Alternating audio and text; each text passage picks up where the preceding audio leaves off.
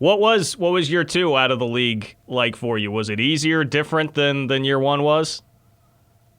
It's easier. It's back. I mean, this is our normal life now, and my wife and I have talked multiple times that we definitely still believe it's the right decision that we made. We haven't second guessed it one bit. It's been awesome to be back home. I've had a blast the last two falls going to K-State games, even though last year, obviously, the attendance was very limited. But it's been fun to be back and being a fan and going all over, doing it all over again.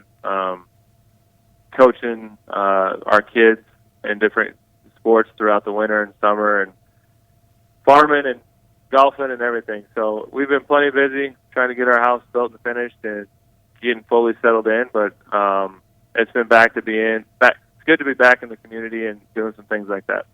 You still get calls from NFL teams? Absolutely not. I don't think I've received one since I made the announcement. I think I made it pretty clear that I was done.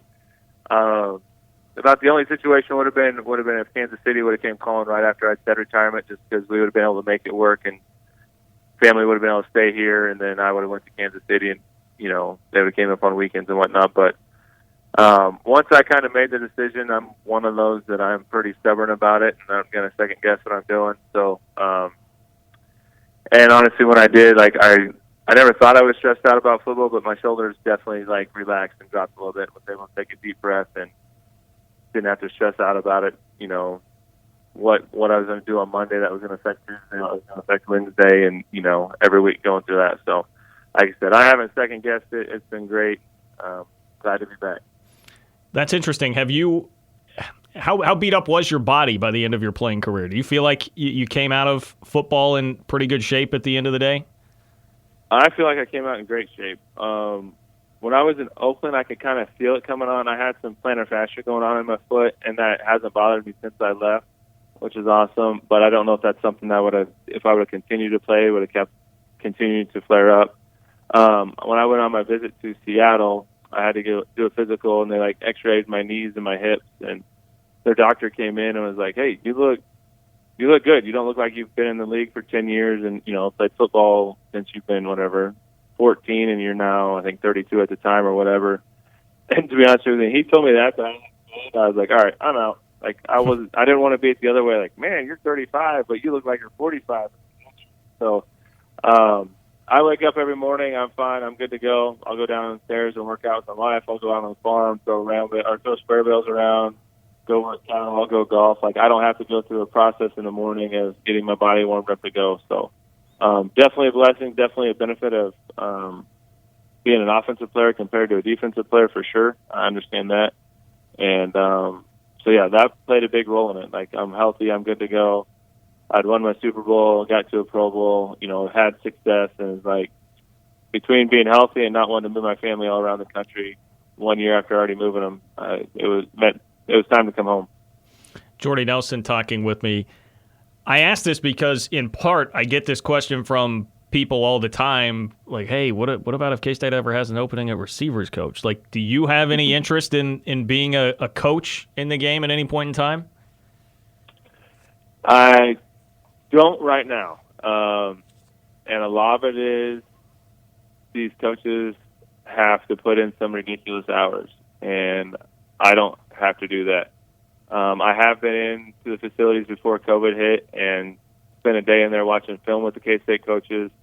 I think once everything completely clears out and everything kind of goes back to normal, I'm hoping, and we've discussed this about going in for spring ball and helping them through that month of spring practice or whatever, obviously, that I can with NCAA rules, and just kind of give those tidbits there. But I have no desire to grind through a fall and then try to go recruit. My personality is not in that recruiting aspect. I can't go tell a 16 and 17-year-old how great they are and just try to convince them to come to our school. I probably would not be a very good recruiter.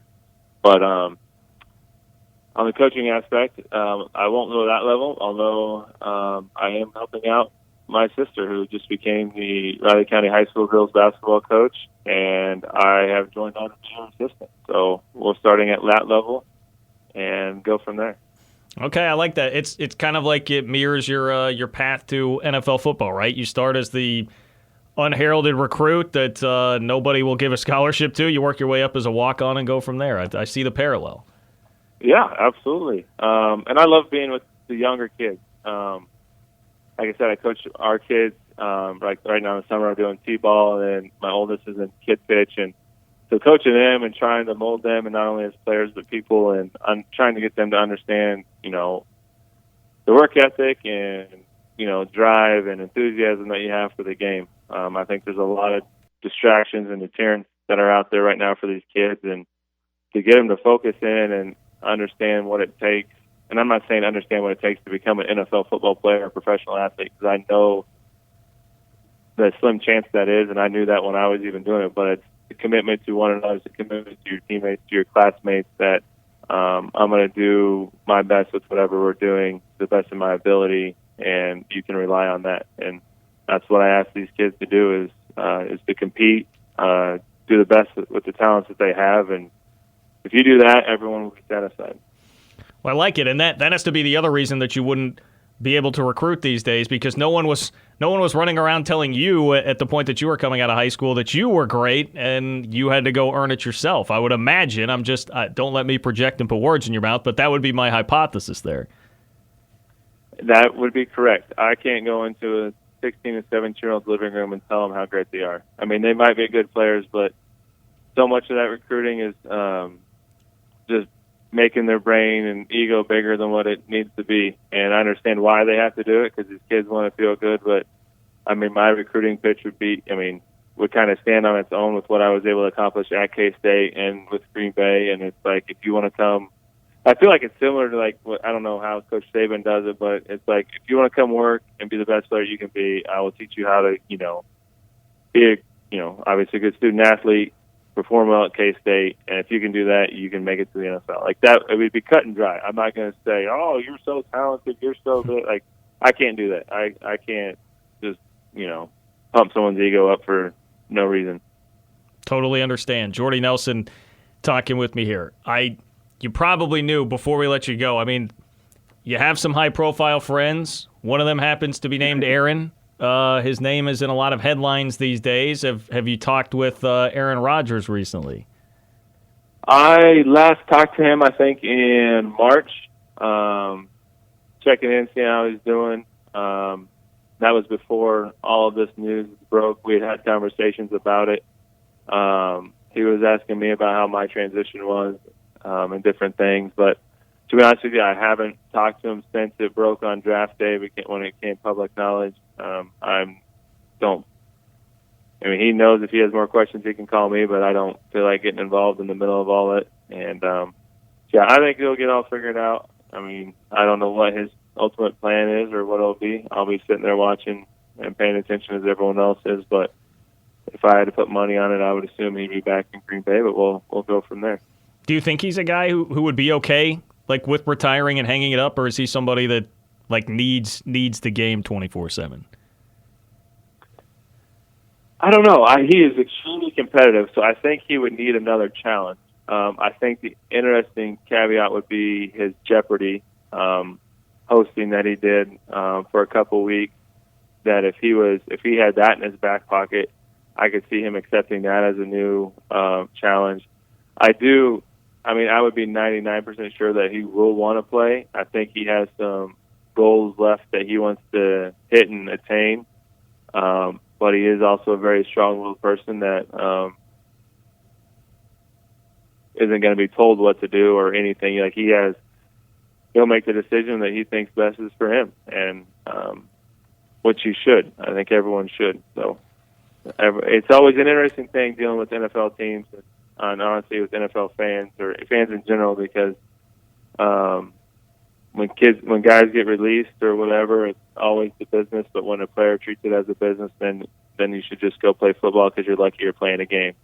I see all sides of it, but at the same time, there's no reason why players shouldn't have some control over their career and not just have to be subject to whatever their own organization wants to do. Totally agree with that. All I ask is that if Aaron does wind up hosting Jeopardy, we've got to get Jordy Nelson on as a contestant at some point. It would only be entertaining because I would probably have to make up answers and try to get lucky. I would be a terrible Jeopardy contestant. That would not be good at all. So unless it was straight, like, didn't Dan Patrick used to host, like, Sports Jeopardy? Like, I feel like I could do decent. I have some, not so good, but I have some very random knowledge stuff that for some reason is stuck in my brain and taking up room of other important things that should be in there. But, yeah, real Jeopardy I would be a major failure at.